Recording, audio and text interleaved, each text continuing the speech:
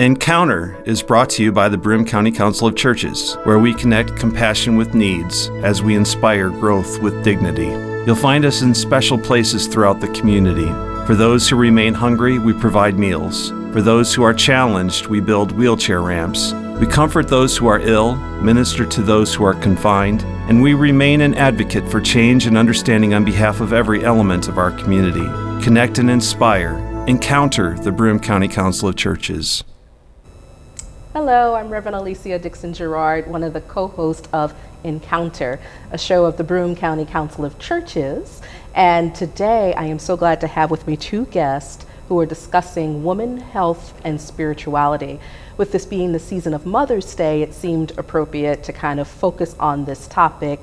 So I'm so glad that Reverend Janet Abel and Laura Bishop, MD, have joined me to engage this topic, and I want to welcome them this morning. Hello. Thank you. Thanks for having us. Good morning. I am so glad that you took time out of your busy schedules, because you both are full-time working ladies, so you're super busy.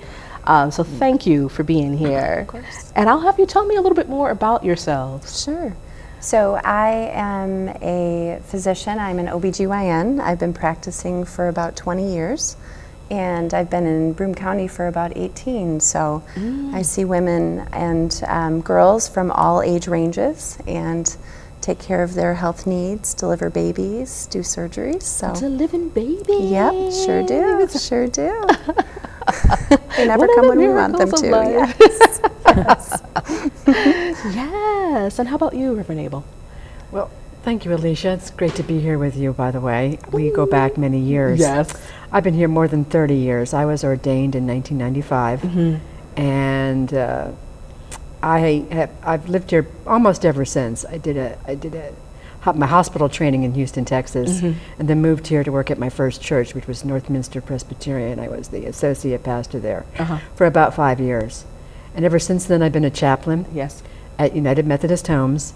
Next month, I'll be there 20 years. Wow. And I've also pastored various small churches. And in fact, I've become kind of I've been sent to a couple of small churches that weren't viable, so I had to help them make the big decision to shut down. I did that for Holy Nativity and Endicott, and then First Methodist. So those are my last two churches that I've served, with great people, just too small in beautiful spaces. So it's always a difficult decision. Right. It's interesting, because I kind of just realized this, that I have two people who are kind of dealing with the two ends of life, kind of the beginning of life with birth, and you're a chaplain in an adult care facility. Right, my specialty is palliative care. Yes, yes, so interesting. For sure. It's not quite a coincidence. We believe it's the Holy Spirit, for those of us who are Christians, of course. So what a great thing, because that, I think, deepens our perspective on our topic, even talking about women, health, and spirituality. We love talking about the whole cycle of life. The Lion King. Love it. That circle of life. You can sing it. People at home don't want to hear me sing. Probably not. That's so funny. So women, health, and spirituality. Dr. Laura, tell us a little bit of some generalities, some general statistics or information about women's health. It's a big topic, but what would you share? Sure. So most of the information that I'd share today are the things that you've been hearing from your physicians for however long you've been alive, right? We know that heart disease and stroke and cancer are the top 3 causes of death for women in this country. And so it's important when people come to visit me that we touch on that, piece of it, and also look at different preventive modalities so that we can help early diagnosis and help people live their longest, best life. So, for at the beginning of screening, we do pap smears now at age 21, so that's new. When I started, we were doing them at 16 and 17, and we found that cervical cancer prevention, we really can begin it at 21 now. Wow. There's been a lot of information in the news recently about mammograms and when should we start doing that screening? And the general consensus now is 40 and annually. And there are some higher risk populations that should begin a little bit sooner, but it's important to have that done. And then finally, all of this stuff is changing, but colon cancer screening is now moved up as well. So 45 is the new 50 for colon cancer or screening. So colonoscopies or Cologuard, a kit you can take home, but very important. Some things that I've noticed more so that have kind of been on my radar, however, have been during COVID, and it's been the mental health of our female population. Yes. And I can go about my day and see however many patients I see, but at the end of the visit or in the middle of the visit during COVID, because that may be their only experience outside of their home, I ask them what they're doing for themselves. What kind of things are you doing to take care of yourself and your emotional health? And COVID set a lot of people back. I think they were just kind of, balancing on this ball of, I'm taking care of my children, I'm taking care of my aging parents, I'm trying to work and have them educated at home and all of this. And it was just a lot, and people were living scared. So so lucky to be available because people were afraid to go out. So they would come and see me and mask, and I feel like my ability to counsel and to give, snippets of therapy during those visits became so invaluable. So, And I love that you offered that, because unfortunately I don't think all doctors necessarily do. I guess it just depends on your bedside manner, maybe I should say. But I'm glad that you're one of those people who were attentive to that, because really it's holistic, right? It's not just about our physical health, but it's also about our mental and emotional well-being, our psychosocial well-being. And you said a lot in there about prevention being such a key part to us aging well, particularly because I think as women, we tend to put a lot of people before ourselves because we're caregivers and we kind of come last. So we do. Tending to the body, mind, and soul is very important for us to kind of age gracefully, right? Yes, ma'am. Yeah. So spirituality definitely, I think, is a part of holistic health. What would you say for us, Reverend Abel, about tending to our spiritual health, or even is there such a thing as female spirituality? Very much so. We are three females talking about this. You've asked me before about what's the difference between male and female spirituality, and I don't really have an answer because I am a woman. I think there's commonalities, but also because it is so holistic. As a Christian, I know that my spirituality encompasses my faith. That's a huge part of it. Yes. But there's other parts of spirituality that we've been discussing, our physical being, and our care of our physical health, our mental health, emotions, family and friends, loves, meaning and purpose, our work, whatever that may be. Do we love it? Do we hate it? Is it draining? Is it life-giving? Where we live and why we live here in this beautiful place and the beauty that surrounds us, the beautiful spring. All of this feeds into our spirituality. Yes. And as I said, faith is a huge part of that. Different people have different faiths, but for us three, I believe it is Christianity. And COVID too put a huge strain on that. Right. I think we all found that our spirits do kind of almost depend on getting together with other like-minded people. Yes. I found virtual services okay. I led them, but they didn't really take the place of being together in that same space.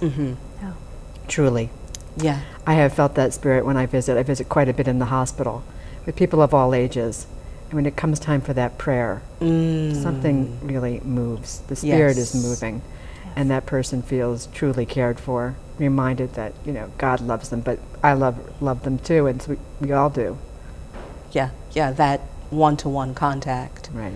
Which you get a lot with just having to see your clients kind of one-on-one. So you get a lot of that personal touch and that need for community as part of our spirituality. Right. I really appreciate hearing that you're caring for the holistic, because every good doctor that I've had does the same thing. You have to meet people where they're at, right? You really do. I mean, I'm very fortunate. I have food on my table, and I have a loving family that I spend time with every day, and you never know what's going to walk in your door, and you just have to treat it with grace. Yes. For sure. And that's similarly when visiting in the hospital or even being a chaplain in a facility. You walk into a room with a resident, and sometimes you don't know what you're going to encounter. You don't always. You're right.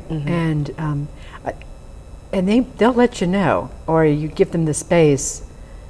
They will tell you, but you have to give them that space, and you have to take the time. You do. I know, and you can get busy, you can get focused on what you have to do for the rest of the day, but when you're with somebody, and they're making it clear that they need to talk, Right. or that something is going on, that they've lost somebody, that they're worried, that their faith, that they're not really believing the way they used to. Where is God in this? Why are they suffering? Why, so it's a privilege to be with people in those times. And hear those stories. Right. And participate with them. Right. Yes. Share your own story sometimes. That's our spirituality too. Having a story and sharing it. And for women, I think sometimes they have to work at figuring that out. They have put people ahead of themselves, especially my older age group that I work with. Yes. And they've come last often. Sometimes they don't even know how they feel. Or what Interesting. So helping them discover that. Right. Giving them who they are. permission. Giving them permission, giving them a voice, Yep. that their opinion matters. Yes, it does. So.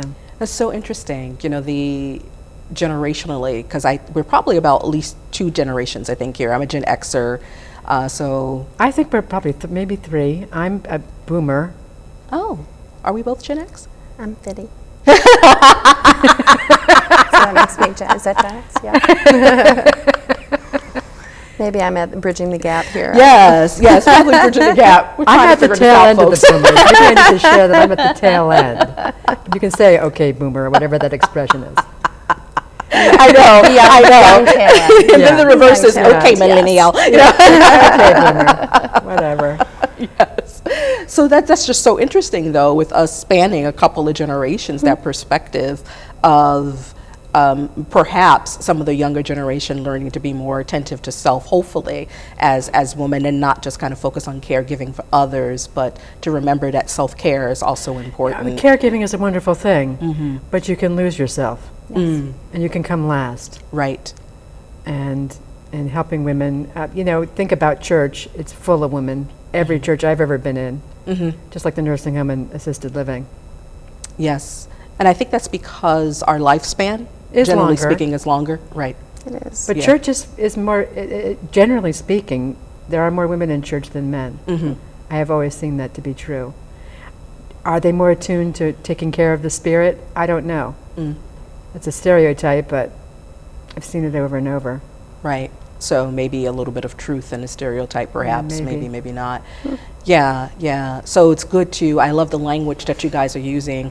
Give permission then to the women we are encountering to be themselves, to learn their own story, and to tap into what's life-giving for them, not just sometimes what can maybe become a little draining. Not that we don't like caregiving, but it can be a lot of work and pretty demanding. So what are some tips on caring for our physical bodies? Wow, there's so many. When COVID began and the masks were up and we were not able to see each other's beautiful smiles and we couldn't give hugs, it was difficult to express and enjoy that human touch, which is so important in medicine and in chaplainry. But self-care, I would ask my patients at the end of the visit, I'd say, what are you doing for yourself these days? And after a while, I kind of sounded like a broken record to myself. So, what does all good doctors go to Etsy? And I bought myself a poster that said, that's a self-care wheel. And I've got more comments on it because it just, if you're going to wait to see me for a few minutes or longer, you have this poster and you can just think, okay, what have I done for myself? Have I engaged my musical side? Have I sung in the shower? Have I walked in the grass with bare feet? Have I, called a friend that lives far away? Just those, just try to, get people in tune with where their important people are Right. and what really moves them and Yes. and makes them feel quiet and open.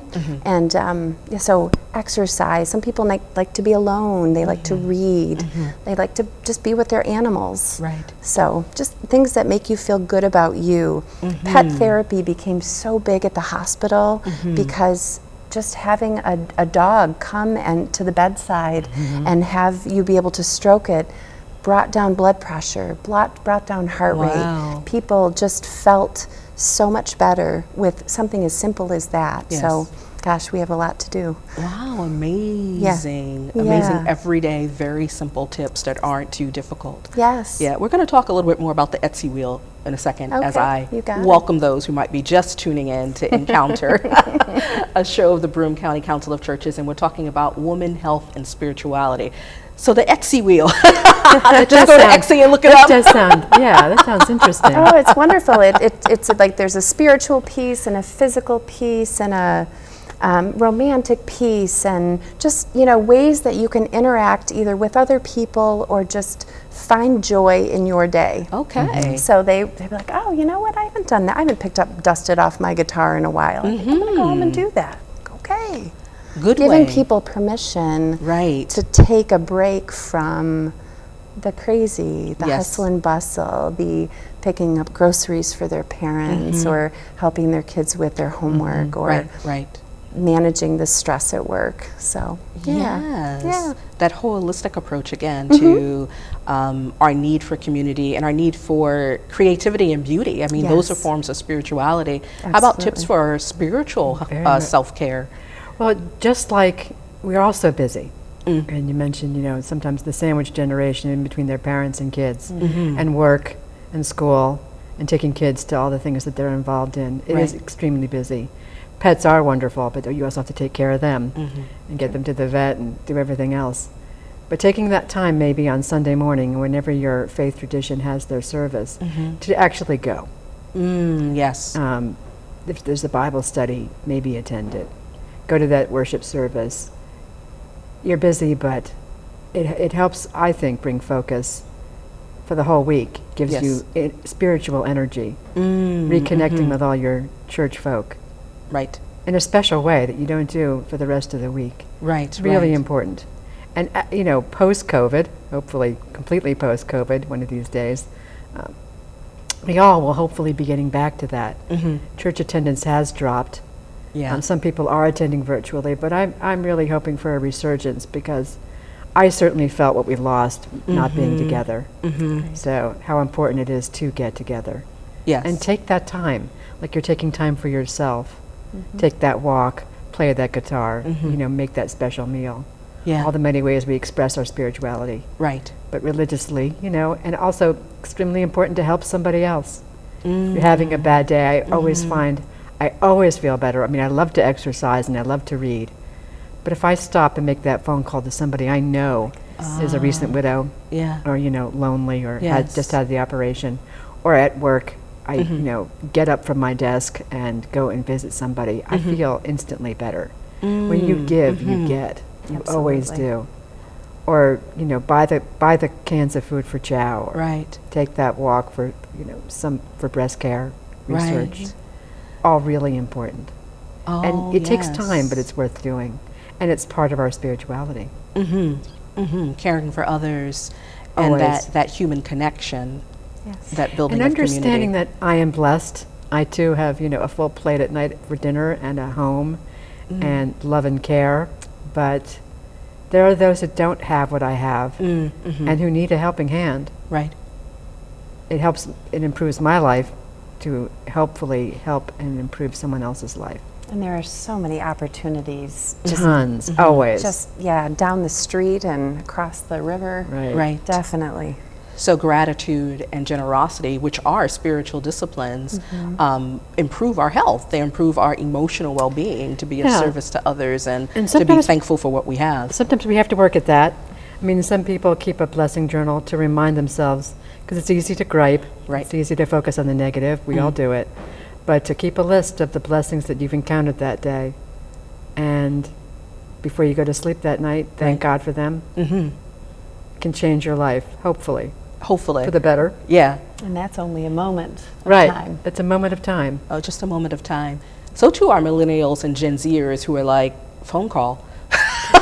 Okay, send a text. Hey, it's right. Look, I remember rotary phones. Yes. Oh, yes. Oh, yeah. Yes, and I Being shouldn't attached to the stereotype. wall. I There was shouldn't one phone in stereotype, the but kitchen and had a really long cord. So we drag it around the corner to have Who's that Janet private. talking to today? exactly.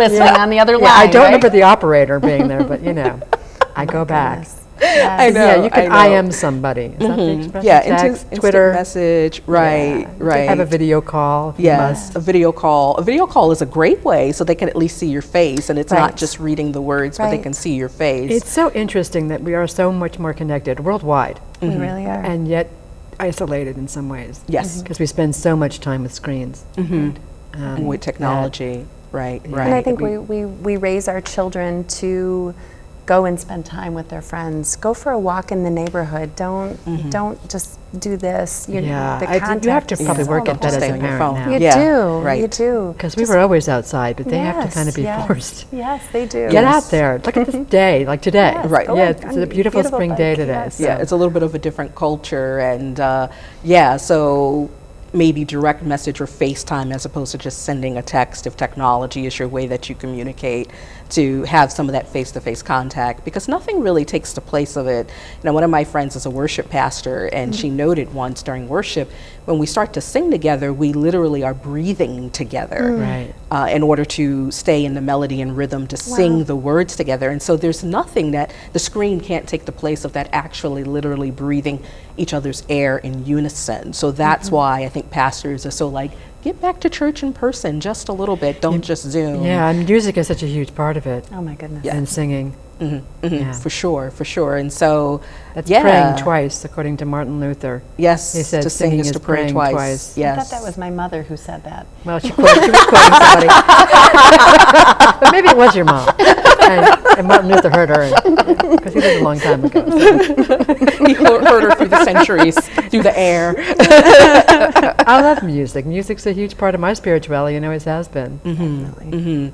So yeah, do some, I don't know, flash mobs for those of you who are, more into technology and you don't do a whole lot of face-to-face contact. Maybe use your technology to coordinate being in person in a flash mob of worship or whatever the case may be. Just trying to think, heard of multi-generationally that. off Yes. the cuff. That would be fun to bring that back to Broome County. Yeah. Yes, it would be.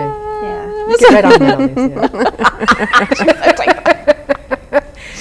I actually am kind of a good dancer. I so believe maybe. it. All right. Yeah. I'll be your have to background coordinate. singer. Be my background singer. Yeah, I'll be a spectator. You can hold the camera. Yeah, I can do that. I can hold the camera. So this time of May, and it's also Mental Health Awareness Month. So I think it's great that we're kind of combining the topics of women's health and women's spirituality. And of course, the other big thing May is known for is Mother's Day.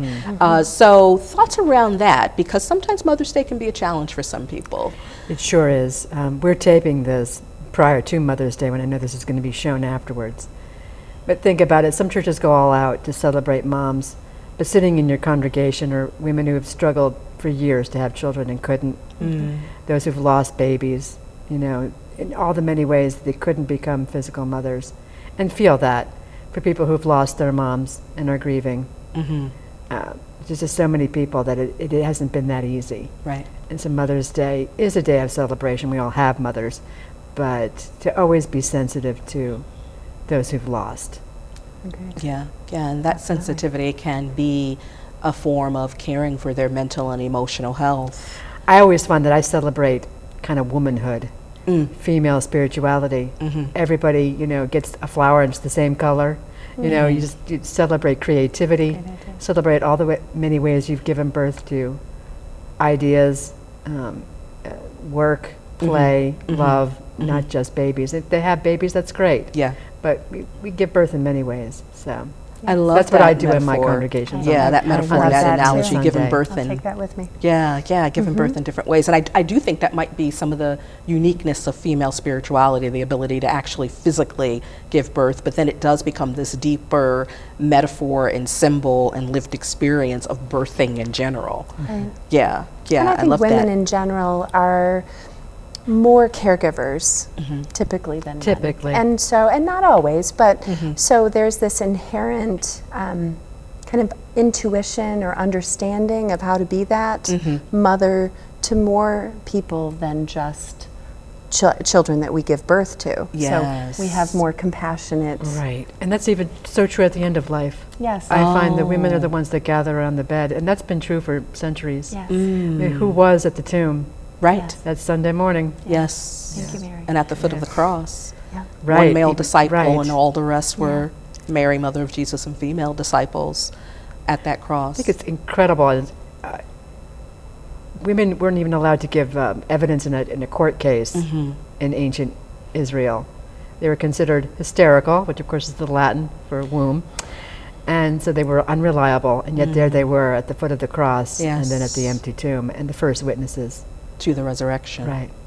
Yes. Yeah, that is, I think, profound and something too. that we maybe need to embrace. I lift it more up as every year. women. Yeah. Especially I'm preaching to these older women who, some of whom have really not raised their voices. They've been total caregivers, and that's wonderful, but hey, you are at the foot of the cross. You're at the empty tomb. You're a and- witness. And tell it out. Yes. Yes. Yeah. I love that. I love that I'm a witness. That why we're I, here.